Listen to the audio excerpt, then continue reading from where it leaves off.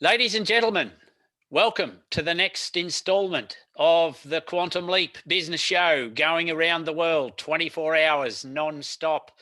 My next guest, it's my great pleasure to welcome a gentleman I've known for the better part of 25 years. He's in our industry, so this is a little bit of an interesting variant on some of the people that I've spoken to so far. And all the way from Seattle in Washington State in the USA, please welcome Bob Bagga. Bob, welcome to the show. John, thanks for having me. Bob, glad to be here. Thank you.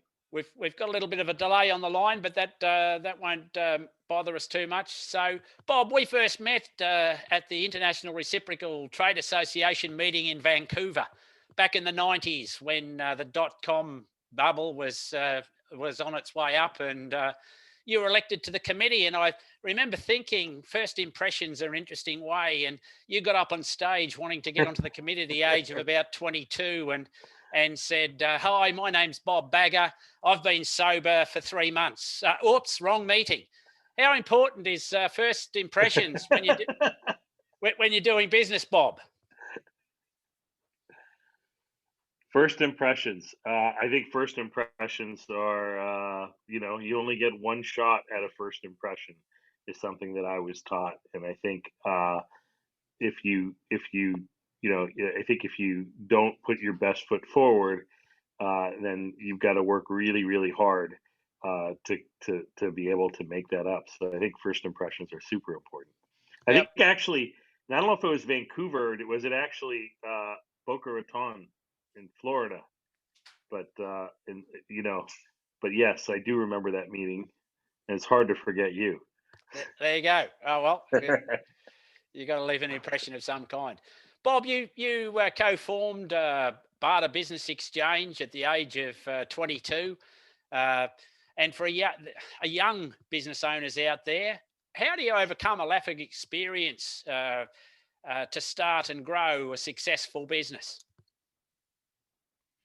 Yeah, we were super young, and I think at the time I didn't know any better, and that was a good thing, So don't overthink it.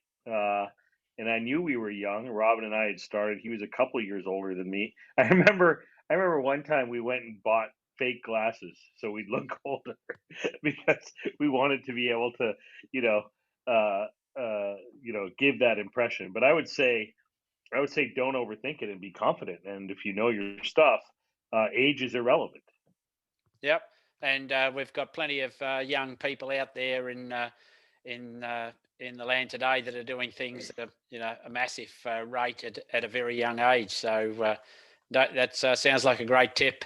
Bob, you took that company public under the rebrand of ubarter.com during the .com bubble. What was that journey like, and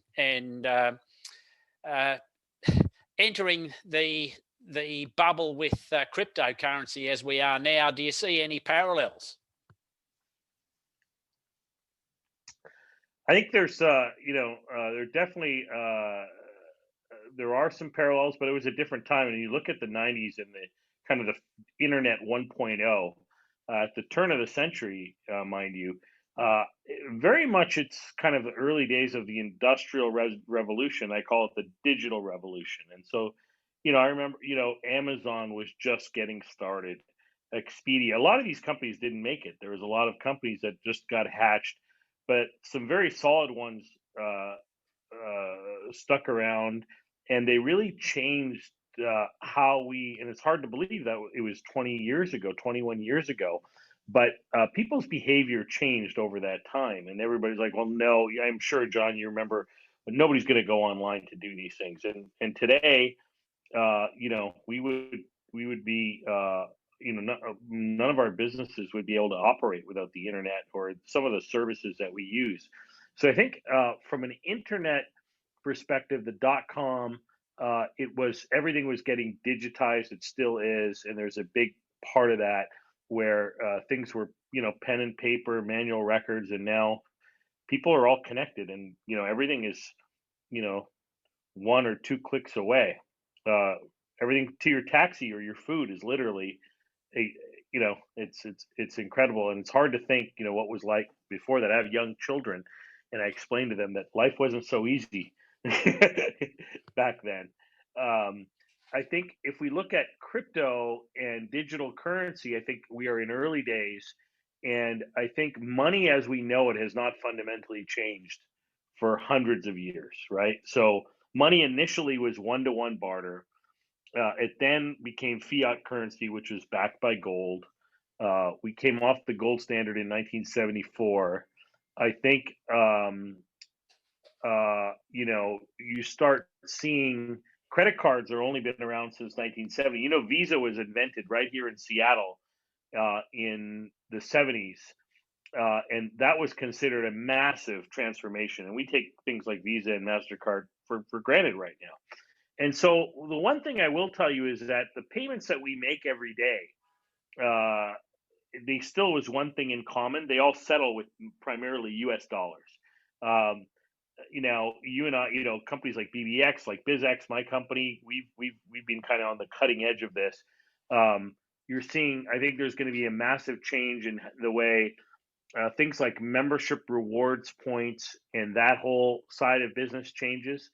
And then crypto right now, I think it's an amazing innovation, and we're seeing it. It's primarily speculation today, though. So it's like this is what it will become, and so it is early days. So we'll see, which was a lot like the dot-com bubble, and they bet, and there was winners and there were losers, and so which ones will actually get adopted. And so I think that's where kind of the future, and I think there will be change. How we pay is going to be disrupted.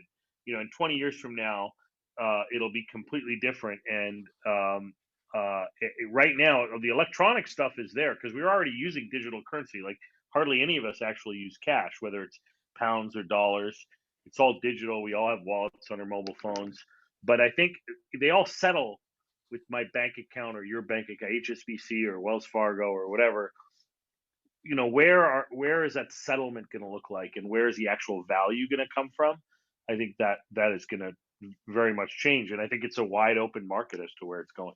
Yep. And there's a lot of research I've done, and it tells me that people are looking for instantaneous payment gateways as well as a very low cost. So I think there's going to be some big changes where you'll see seamless transactions that are instant. We're seeing that already. There's a couple of companies that are now really changing the way money's being transferred. There's a company actually based out of Seattle called Remitly, and I believe they're eating the international, like they're just gaining to send money back home, to the various countries. And there's the old school company that used to send the money order transfer. I forget, it's escaping me, but they're eating their lunch, and it's just everything is instant, and the costs are going down. You look at what's happening in Kenya with the M-Pesa. So there's a lot of, but again, these are all dollar denominated. The big shift is going to come where, okay, the fundamental underlying transaction, it's not in dollars, or what are we using? And then you've got countries like China and Russia and other people, and the US dollar is a fiat currency of the world for now. Russia yesterday, they are divesting all dollar investments. It's not in the news. It wasn't the headline, but I think 35% of their portfolio is US dollars, and that is now getting divested. Yep. And China with renminbi, which is a Chinese digital currency that they're coming out. So watch this space, ladies and gents. Absolutely. You're going to see some change very quickly, in my opinion. Bob, what's living in Seattle, and that's the forefront of technology, I guess, around the world. Is there any ups and downs or advantages or disadvantages living next door to Microsoft? Well, Seattle is first and foremost, it's one of the most beautiful cities in the world, and that's why I'm here. I moved away for 6 or 7 years in Dubai, but that's why I came back. And I remember coming here, and it's known for its rain, but I think we just say that to everybody to keep everybody else away. But I remember waking up and coming here, and it was just so dark and dreary during the week. But on the weekends, it was like so beautiful. And Mount Rainier, which is a snow-capped mountain that we see all year round. hang on one. Can you just pause it for a second? I'm recording. So just, can you edit that out, John? Yeah, we'll work on it. If not, we'll it's it's how it is. It's raw. It's Duke's fault. Yeah. Okay. Anyway, so so we get to see Mount Rainier, which is a snow-capped mountain all year round, and that is amazing. And then the innovation, I think there's something about that natural beauty that drives innovation. And you've seen some great companies come out of Seattle. So not only Microsoft, which we're well known for, but Starbucks, Amazon, I think United Airlines and UPS were actually founded here back in the day, and Costco are just a few. And there's a swath of other like technology companies that are up and coming that you may or may not have heard about. And I think like Google, Apple, Facebook all have their biggest campuses from the second biggest campuses outside of Silicon Valley. They're here. So there's a big R&D center and development happening here as well. Cool. And so it's a beautiful city. And I think, there's a lot of vision. You can feel it here as to improving, a lot of entrepreneurship, but also how do we make society better? How do we create literally create a better world from all aspects? Yep. Bob, I've been a long critic of the term barter, as you're well aware, and a lot of companies that will be watching this are in North America, and they call them, they're even in the barter business, which always been funny for me because we exist to avoid the need to barter. What are your thoughts on that? I agree wholeheartedly. And until 3 months ago, actually until the start of the pandemic, you didn't see the word barter on our website anyways. But it's the default that people understand, because I think what happens is barter as a term is I will give you something, you give me something. And there's a problem with that. And companies like yours and mine solve that problem by creating we have our own complementary currency, and sometimes we call it a barter currency. I think barter has become a synonym for cashless. Yeah. But yes, I remember getting into a big argument with a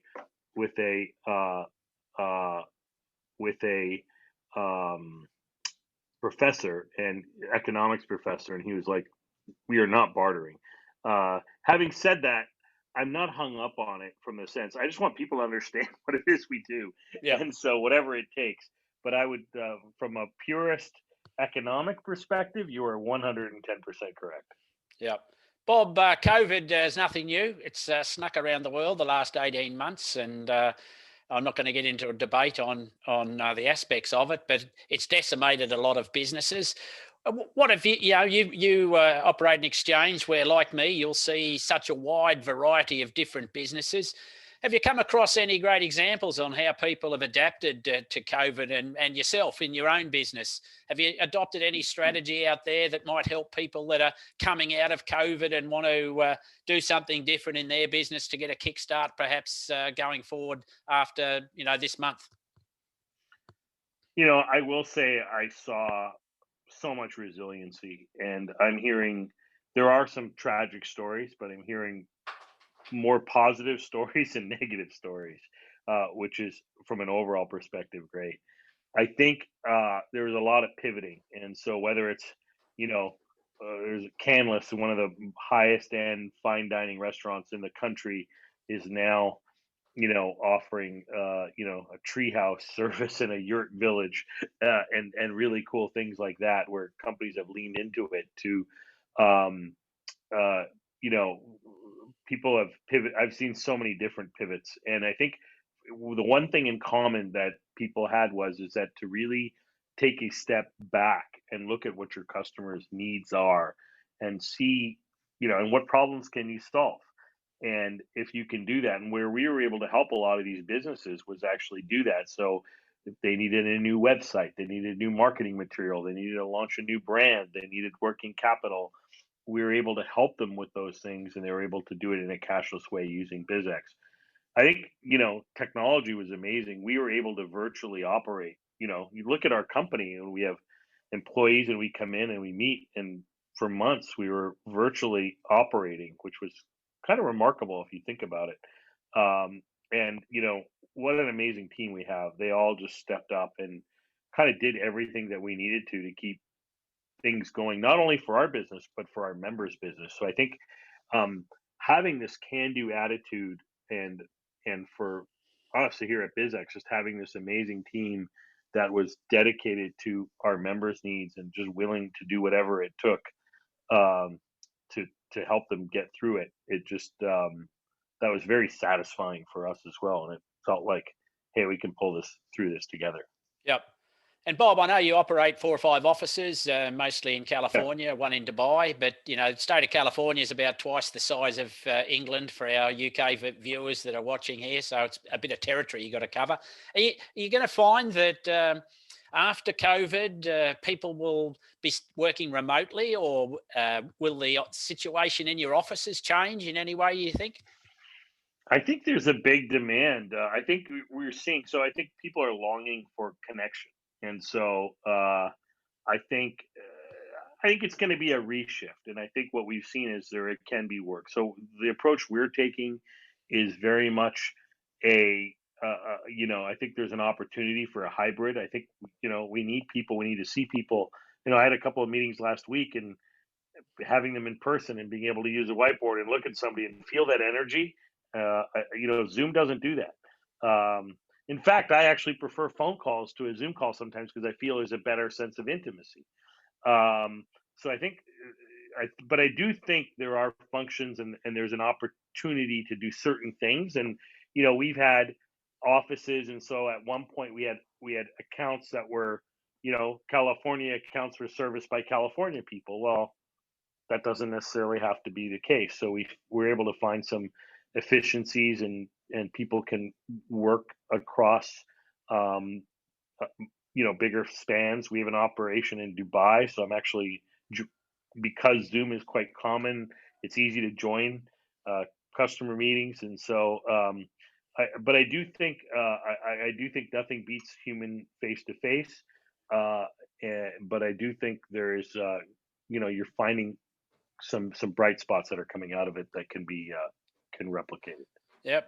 Cool. Good thoughts. You talked about that word pivot before, and I've just done a show last week and CEO Summit talking about why I hate the word pivot, Yeah, because to me, if you're on the Titanic, pivoting means you want to turn into a helicopter, and in 1912 that's never going to happen. But what you want to yeah, be is nimble and agile. Have you got yeah. Have you got any examples of any customers that they were smashed with COVID, and then they did something within their existing structure to get a better result? Does anything spring to mind that people might take some inspiration from? Um, yeah, I think we saw. I think I think it's pivot and being nimble and agile. So I think it's an and because you can pivot, but you got to be able to do it quickly. And so I think I would agree 100% what you're saying, John, is that you need to be nimble and agile. And I think it's not an or, it's an and. Yep.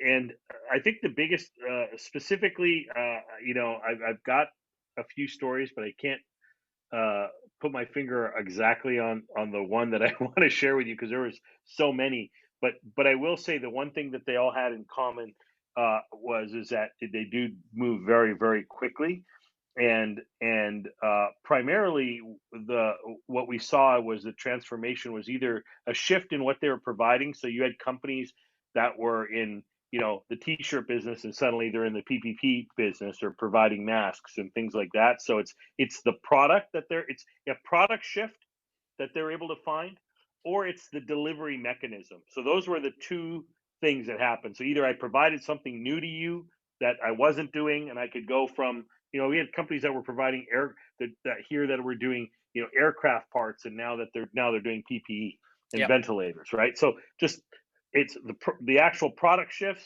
That's one way. The other is the delivery shift.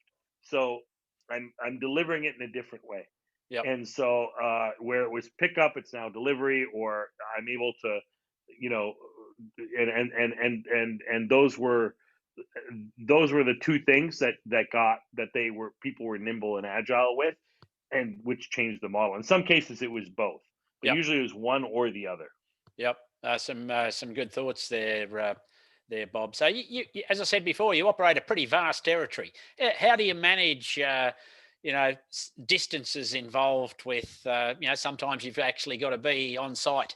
So short of, spending a lot of money on air flights, are there any strategies that you use if anybody's in a business that's in multiple locations a long way away? Yeah, it's having a great team. That's the most important thing. And so my job is to inspire them and set the vision, and they execute and they do a great job. And so I get to do the fun part but I do think at the end of the day, having a great team so that they can they're the ones that have to uh, deliver on a day in day out basis. Yep. So, Bob, you floated New Barter, and then you've now been 20 years or thereabouts coming up in this stint with BizX. What's changed in those last 2 decades pertinent to your business or its delivery mechanism or something? And where do you see any changes happening in the next short period of time, maybe 3 or 4 years? So it's interesting, you barter. I think we were ahead of our time. We were kind of looking forward, and here's what we're going to do, and this is how we're going to change. We're going to invest all this money in technology. We took that company public. We sold it. The company that bought us was an internet company. They ended up selling it off later, but I think we were ahead of our time. With BizX, when we started BizX, I kind of was done with technology, venture capital, etc. And I feel like and when we started it, we said, we started with no outside. We just said, look, we want to go back to the basics, and we grew super fast.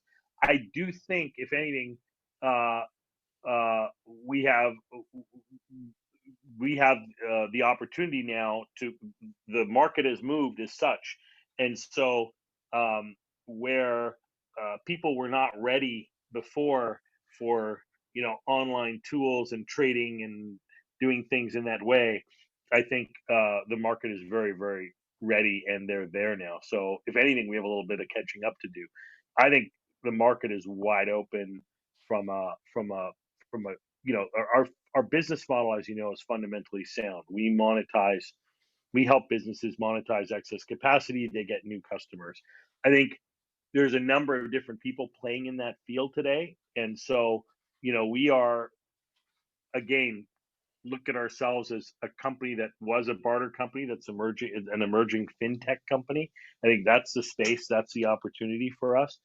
And we've been doing digital transactions for how long?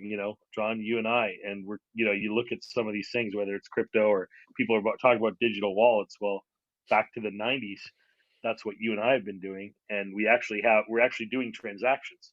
So I think where we're going. I think there's a lot of disruption still coming, but there's a lot of opportunity. I think people are more open to it. If we were 20 years ago, John, if we had said to people we're going to create an alternative currency and marketed it like that, people would have looked at you funny and said you've gone Looney Tunes. And today, there's a new currency being created you know, Yep. there's a dog currency for fun. Yep. We have real transactions. So I would say our future is very bright, and there's lots of opportunity. And I think it really comes down to the fact that our currency is value, and you can buy goods and services with it. And there's a lot of cool things that we can do, and we help businesses, right? Yep. So we actually have. It's not speculation. So I'm excited about what the future has. Yep. Yeah, and as you probably know, my forefront with dealing with customers is getting their education correct, turning on their creative juices, because what we do is only limited by your imagination. And Yep. what's been the most creative trade that you've run across over the decades that you thought, wow, that's pretty clever? That may have some application where people could replicate that in some format. Any favourites stand out for you? Oh my God, we should ask Chris that question. He's a smart one. Um, but Well, maybe not you guys, so but maybe one of your customers yeah, did it or something. no, we've done one of the coolest ones we did was We delivered 28 brand new Audi Q7s and 2 R8s, 100% trade. So about $3 million worth of cars to one of our members in Dubai. And we automobile trade is a big business for us over there, and we work with the manufacturers where we're helping them get rid of the excess inventory. This was back in 2008, 2009. Real estate is it has been, and it's not as been prevalent now because the market is so white hot in real estate, but real estates are always really, really cool trades. But trades where we've been able to make an impact with members. So we had a member whose sister, I think, was like dying of cancer, and her long wish was to go see Tony Robbins. So we sponsored her. She went there, and I'm not saying it did anything, but her cancer went into remission a little while later. It changed her outlook on life. There's things like that we've done. We had a member, their employee's house burnt down, and they lost all their possessions. And so they reached out. So we got them set up with a hotel stay and all of that. But then I think it was around Christmas time. So, we had a couple of our team members, I think it was Ashley and Patrice, they hooked them up with like meals and toys for the kids and just other things. It's not the value, but the fact we're a very purpose driven company, John. Our purpose is to improve the businesses and lives of our members. So when we see things like that, and the other favorite one I'll tell you is a guy named Peter Klauser. This was a number of years ago. He's a long-standing member. Yeah, he runs a company called Bullseye Creative. They are a web development, graphic arts company. I think he did about that year about $100,000 in trade. He said his cash flow went to the better by around 75,000. He was able to go out and hire new employees because of the extra cash flow that BizX was able to generate. So when we're living our purpose, to me, and lastly, we work with a number of charities. So, we have the Rivkin Center for Ovarian Cancer. Last year, they saved like 60 lives. Well, we've helped them raise. They use BizX and they get BizX dollars donated to them, and then they use that to offset their costs. Meaning that the amount of dollars that go into cancer research are increased. Yep. And so last year they saved 50, 60 lives. We had a direct result in that because we were able to increase their budgets. That to me is living our purpose and really satisfying. That's what gets me excited about what we do and Yep. why we do it. Bob, what's your most unusual trade? Just while you're thinking about that, I had a guy who had 3 businesses, and he had, I won't tell you his name, but he had his name, debt recovery, his name, investigations, and his name, funeral services. And I didn't realize until after about 5 years that they were all linked together, because he took 2 guys fishing one day and didn't bring them back. So have you got any favorite trades that stand out like something like that? Oh man. Oh, sorry. Can you hear me? Yep.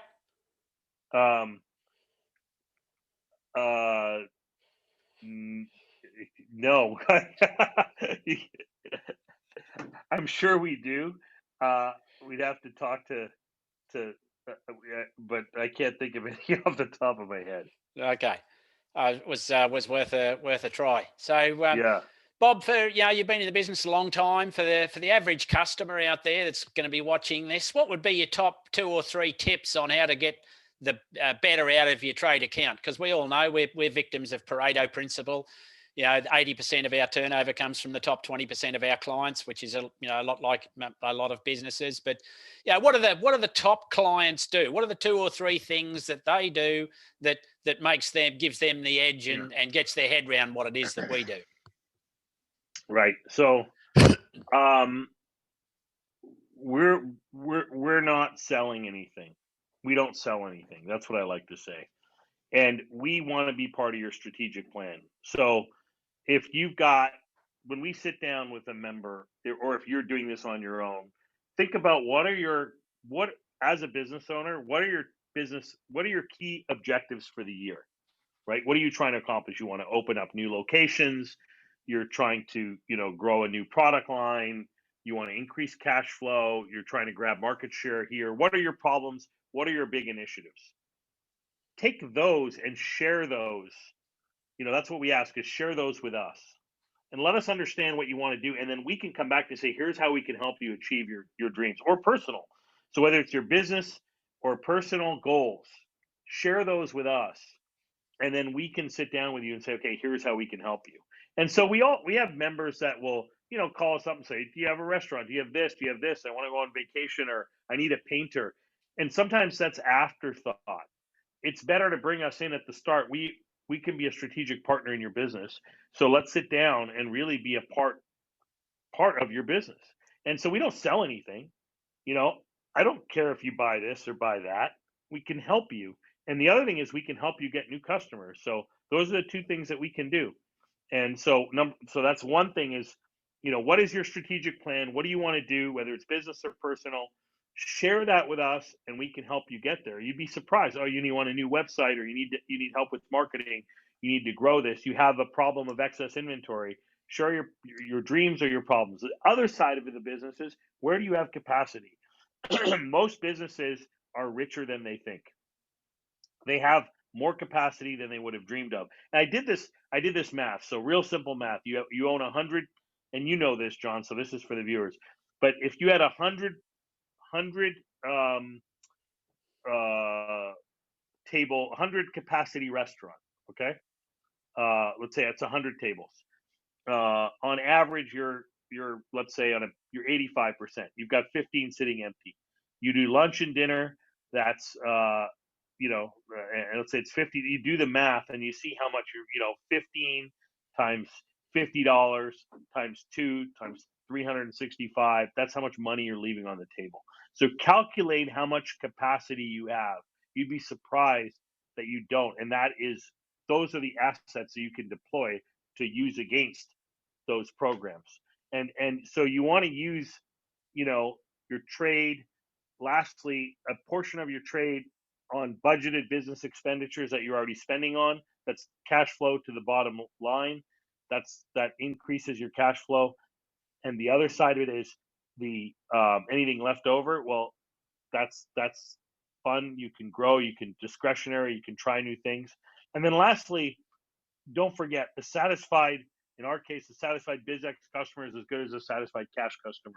These are such high value business owners that word of mouth referral, you get into that network, and that's what you want. And so a lot of times there's this misconception it's not cash. I always say, how am I going to pay my bills? There's two ways to grow cash flow in your business, John, as you know. One is more cash coming in. The second is less cash going out. We help with the less cash going out. So those are my trade tips by Bob Bagga. Well done. And anybody that just captured that last 2 minutes soundbite needs to sit back and replay that a couple of times, Bob. So brilliant advice, and I'd strongly endorse watching that again for anybody out there that, particularly those that think that they're struggling with spending any trade currency. Those particular tips are worth remembering. Bob, you operate multiple businesses, and staffing and recruitment, like in a lot of businesses that are a little bit bigger than just one-man bands, and we'll have a few of those people on the table. What would be your one or two tips if you're recruiting people or finding good staff? What would be one or two things that you'd share out there with those that are a little bit bigger than the one-man band category? You want to recruit for culture and people who have a shared vision and passion for what you're doing. That's the goal. So recruit for attitude and train for aptitude. There you go. Yep. Okay. Anything else, Bob, while we're on that? No, I think the no asshole policy. Yeah. Yeah. And I think there's quite a few people that can emphasize with that. So, Bob, I've often said that ignorance of what we do is our biggest competitor. Why do so many business owners with spare capacity do nothing about it, or just let it go, don't care if it goes to waste? Have you ever done any psychology on why that is? It's ignorance. They don't get it. And so once they do and the light bulb goes off, they're like, "Holy shit, this is like the best thing ever." You've seen that. Yep. A lot of people, when the light bulb goes off, and I think it's I've sat with CFOs of major corporations that don't get it, but once they do, they embrace it and they lean into it. And we've all seen it. And so it's just about education and lack of education. And I think it's like this perception. There is a perception problem, and I know it. I like to call it BizX economics, right? Like when you do the math and you look at it, and I think we could do a better job. And just talking about this, even, really educating our members, re-educating our members, re-educating the public, the prospect of, hey, if you had a $5,000 expense, would you rather write a check or would you rather pay for it with empty tables, empty rooms, etc.? We need to hammer that home day in and day out. I think a lot of our members, even when they trade, now that I think about it, they're like, they think a dollar is a dollar, and it is, but at the same time, it's not, because you want to spend your trade dollar and keep your cash because it's costing you only a percentage. But I think it gets forgotten. And maybe the owner might know, but when it gets pushed down to other people within the organization, because the companies are growing, the one man guy, he gets it. But now he's a 20-man company. We haven't done the job, or they haven't done the job. And really understanding, it's almost like we need to create a BizX for employees section of our website.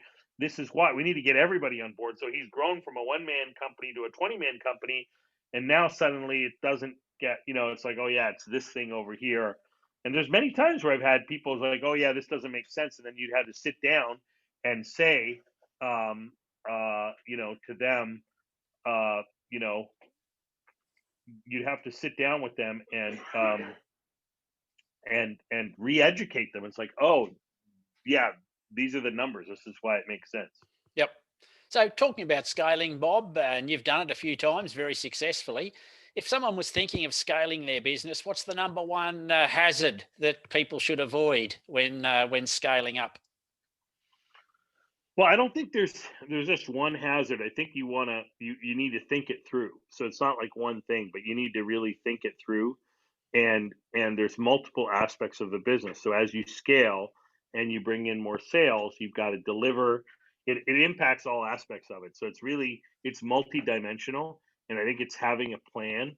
I would recommend a book. And there's a great speaker out there, somebody near and dear to me, is a guy by the name of Vern Harnish. He actually wrote the book called Scaling Up.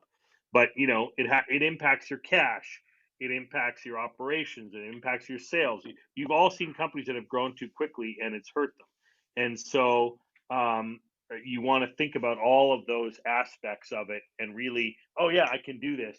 Um, be able to, you know, as an owner of a business, you work in your business, you work on your business. And so when you're scaling, you want to be able to go to the whiteboard, go to the blueprint, and really spend enough time thinking about the entire process and how one thing is going to impact other things. A lot of times as entrepreneurs, we look at one thing, it's only one directional, and we fail to recognize the impact that it'll have on the other aspects of our business until it's too late. It's like, oh shit, we got to go deal with this now. So, be proactive about it and really just kind of play chess, not checkers. Yeah. No, no. There's a nice little sound bite. Play chess, not checkers. Okay. So happy with that. So Bob, we've been part of the International Reciprocal Trade Association now, IRTA. You've even had the accolade of being inducted into the Hall of Fame. I'm not jealous. What's the value of being a part of a worldwide association group of like-minded people that operate similar companies in the association format? What do you get out of being part of IRTA? Well, I get to meet great people like you to start with. I wouldn't be here if it wasn't for Erda on the show. I'll tell you, I remember Robin and I showed up in New Orleans back in 1992 at my first Erda meeting.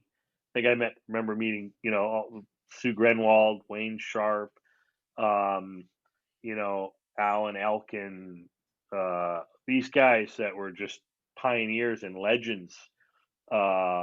of our business. And I'm 22 years old, and we just went there and just soaked it all up and learned.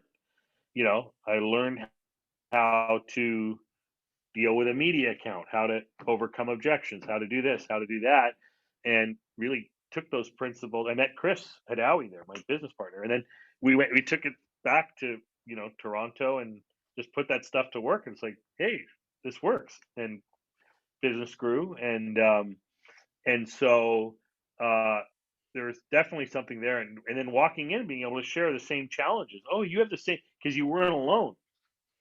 So I would say it was such a great opportunity. And then we worked together. We created a universal currency, which allows us to transact amongst each other.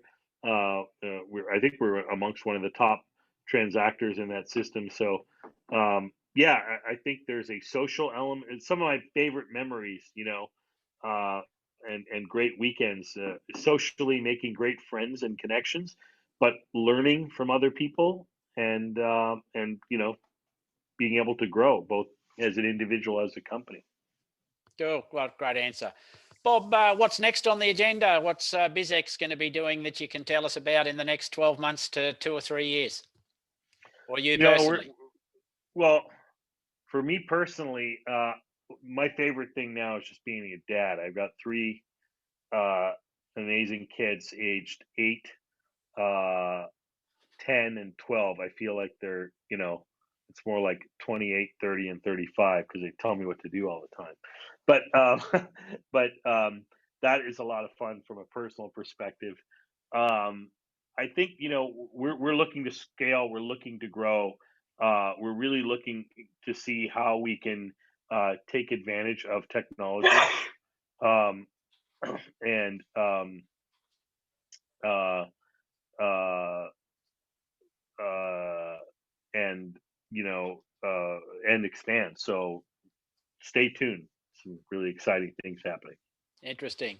Bob Bagga, I really appreciate your time today. And there's a lovely few little sound bites in there that people can take 1, 2, 3, 10 little bits there. If any customer on the platform was looking at that, we've had a little masterclass and thoughts from a guy that's been there and done that for a long time. Bob Bagga, it's been my pleasure to have you on the Quantum Leap Business Show. Thank you very much. Hey, thank you, John. I appreciate it. Have a great week.